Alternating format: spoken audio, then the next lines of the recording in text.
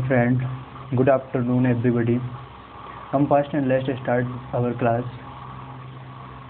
Good afternoon. Good afternoon, everybody. I hope you are trying to speak English, of course. That's the spirit. That's the reality. Yeah, really appreciate. So let's start our class. फटाफट से audio अपना session आगे लेकर चलते हैं English spoken का।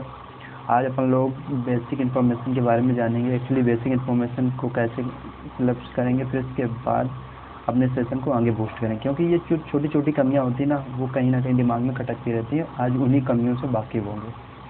Okay dear, तो सबसे पहले अपन लोग स्टार्ट करने वाले इंग्लिश से। कहाँ से स्टार्ट करने वाले जी? इंग्लिश से। बेसिकली इंग्लिश अगर हम कॉम्पिटिटिव लेवल पे बात कर लें तो क्या होता है, इंग्लिश का फर्स्ट प्रारूप कॉम्प्रिहेंशन को लेकर जाता है, और सेकंड प्रारूप होता है उसका ग्रामर, और थर्ड प्रारूप होता है जिसको अपन लोग बोलते हैं वोकैबुलरी।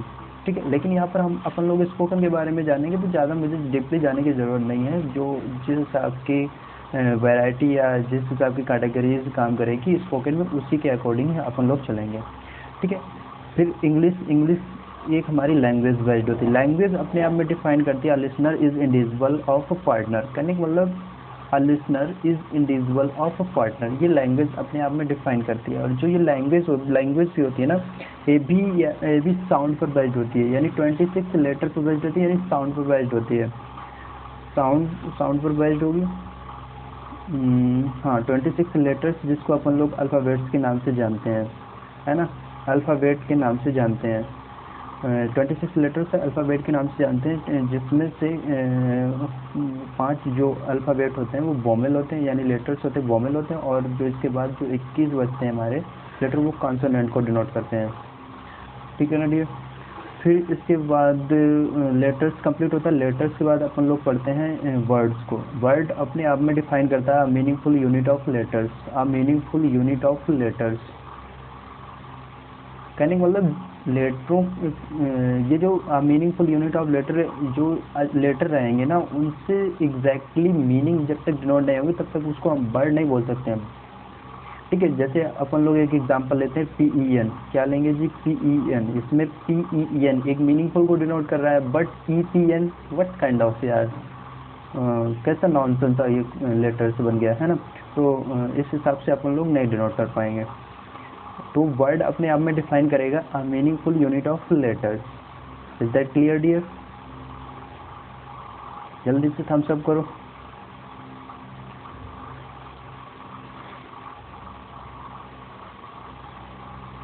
इतना क्लियर?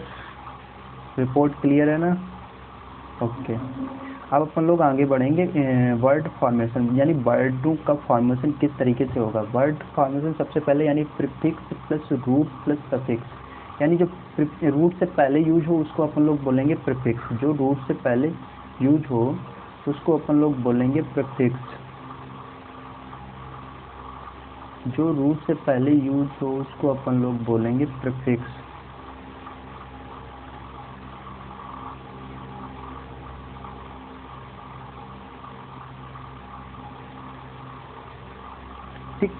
जो रूट से बाद में है, ये रूट है, रूट से अगर जो पहले जुड़ेगा वर्ड वो प्रीफिक्स होगा, और जो रूट से बाद में जो वर्ड जुड़ेगा वो सफिक्स को डिनोट करेगा।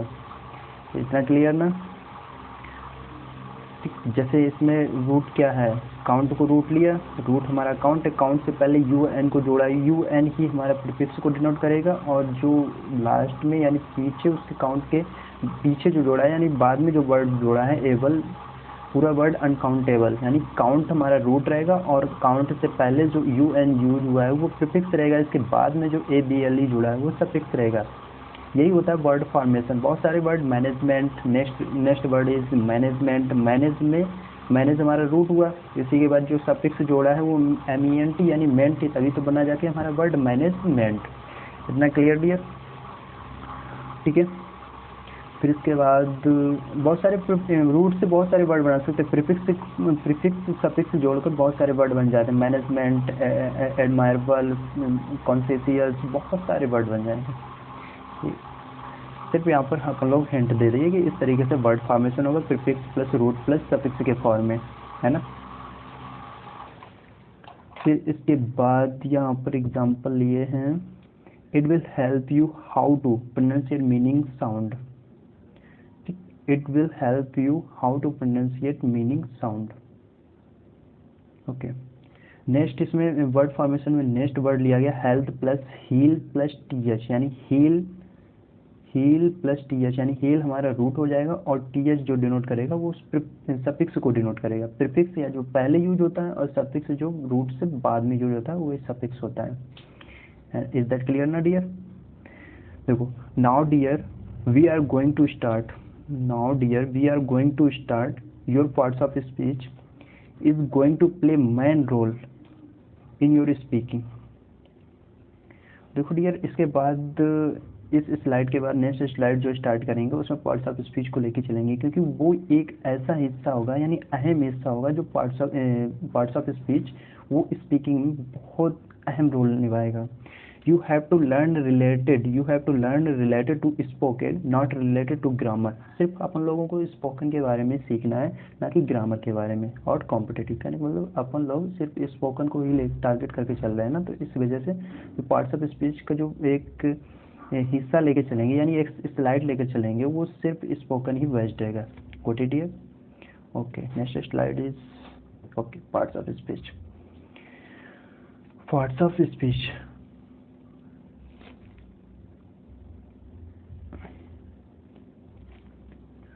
when use of word and these are 8 parts of speech, a word can play a role are noun, pronoun, adjective, verb, adverb, preposition, conjunction and interjection। सभी को पता है यार, अपन लोग अच्छी तरीके से इस चीज़ को जानते हैं। जो हमारे पार्ट्स ऑफ स्पीच होते हैं वो बेसिकली 8 प्रकार के होते हैं।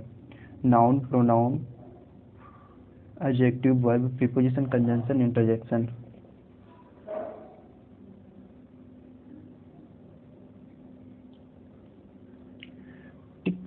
नाउन, सबसे पहले इस स्लाइड में नाउन को अपन लोग लेके चलेंगे। नाउन को किस तरीके से डिफाइन करेंगे वो देखेंगे कि हाँ भाई नाउन कैसे अपने आप में डिफाइन होगा। देखो भाई, नाउन नेम ऑफ एनीथिंग, कहने का मतलब नेम ऑफ एनीथिंग मतलब कुछ भी नाम यार, नेमिंग वर्ड्स।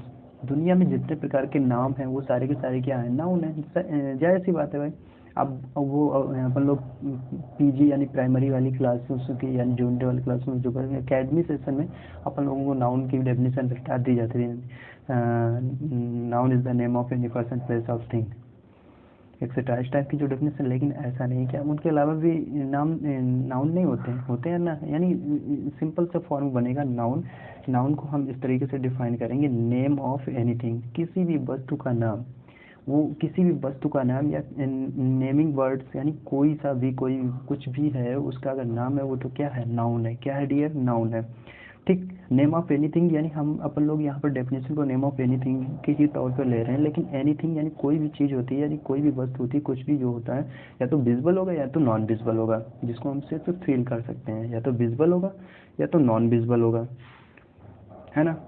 अगर विजुअल होगा तो हम उसको आइडेंटिफाई कर लेंगे, नॉन विजुअल होगा तो सिर्फ हम अपन लोग उसको फील कर पाएंगे यानी महसूस कर पाएंगे कि हाँ ये चीज़ नॉन विजुअल है। Is that clear dear?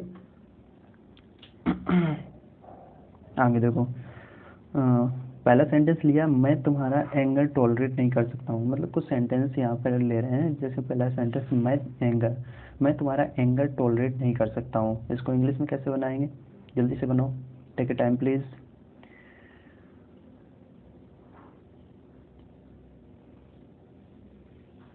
देखो छोटी छोटी सेंटेंसेस बचपन से अपन लोग सीखते हैं, तो एक्चुअली होता क्या है, जो सेंटेंसेस होते हैं उनसे बचपन से ही लगाव होते हैं। ठीक है, अब अपन लोग यहाँ पर स्पोकन को टारगेट करके चल रहे हैं, तो उस हिसाब से अपन लोग स्पोकन को डिस्क्राइब करेंगे। जैसे मैं तुम्हारा एंगर टॉलरेट नहीं कर सकता हूँ, I can't tolerate your anger. क्या हो जाएगा जी? I can't tolerate your anger. ठीक, नेक्स्ट सेंटेंस इज हुमैन यानी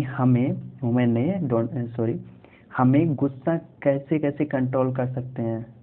हम गुस्सा कैसे कैसे कंट्रोल कर सकते हैं, इसकी इंग्लिश बनाओ जल्दी से फटाफट। फर्स्ट सेंटेंस ये रहा, सेकेंड ये रहा। how to make the sentence, you have to learn, translate the language. If you have a word, you can speak English. Got it here?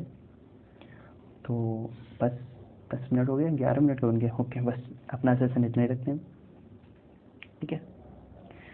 ये जो सेकंड सेंटेंस दिया है, हम गुस्सा को कैसे कंट्रोल कर सकते हैं, है ना, इसकी हमें इंग्लिश कमेंट बॉक्स में जल्दी से बताना, ठीक है। मिलते हैं नेक्स्ट क्लास में। आज के लिए bye bye, take care, thank you very much.